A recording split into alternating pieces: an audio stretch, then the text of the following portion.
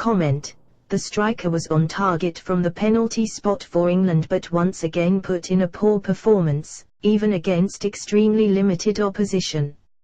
Suspended from domestic football for the duration of October because of the red card he picked up against West Ham, Wayne Rooney would be expected to take advantage of the playing time afforded to him on international duty in England's Euro 2016 qualifiers against San Marino and Estonia. However, while the striker was on the scoresheet in Thursday's 5-0 hammering of the former at Wembley, he was worryingly poor in a match which was hardly his, or his country's, toughest test. Rooney's is a strange situation. Captain for both club and country, there are plenty who would argue both Manchester United and England could do better without him. Louis van Gaal made him full-time United skipper this summer and intended to play him as a striker. Since then, though, he has said he is not pleased with his work as a centre-forward, and moved him into a deeper role. Thanks to the kick at Stuart Downing, the previously ousted Juan Mata now has the chance to make himself first choice in that number 10 position at Old Trafford. With Robin van Persie and Radamel Falcao up front, these are indeed uncertain times for Rooney at Old Trafford, even after a decade of service in which he has scored 219 goals, just 30 short of matching Sir Bobby Charlton's all-time record. There are similar question marks over him at national team level, even if he is also closing in on Charlton's England haul.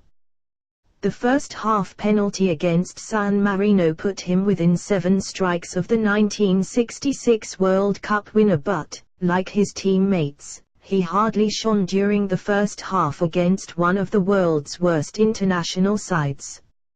He may have driven a penalty kick home with aplomb to get himself on the score sheet, but in open play in the first 45 minutes he was bogged down by San Marino's massed ranks, who congregated across the width of the 18-yard box to stop Roy Hodgson's side getting through.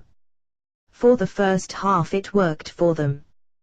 But for a slip from goalkeeper Aldo Samasiai for Danny Welbeck's opener and Andy Selva kicking Rooney in the head for the penalty, a narrow England had created little.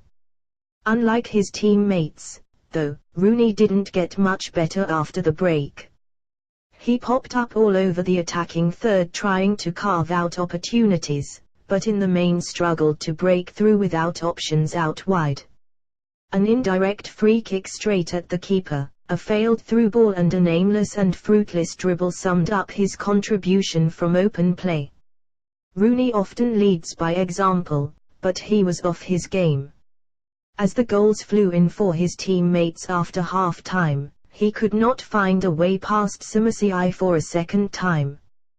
The goalkeeper came out on top in 2 one-on-ones, and was equal to a couple of headers, as Rooney's night became increasingly frustrating. There was no joy on his face when his cross was deflected in for 5-0. For most of Hodgson's players, the game became increasingly enjoyable, with long-range efforts flying in from all angles. For Rooney, you could sense his frustration grow as shot after shot failed to find the back of the net. Rooney, ever the enigma, could quite justifiably argue he has nothing to prove at this stage of his career anyway, but this was yet another poor night and Van Gaal and Hodgson will feel differently if he is to remain a crucial player for club and country, let alone captain.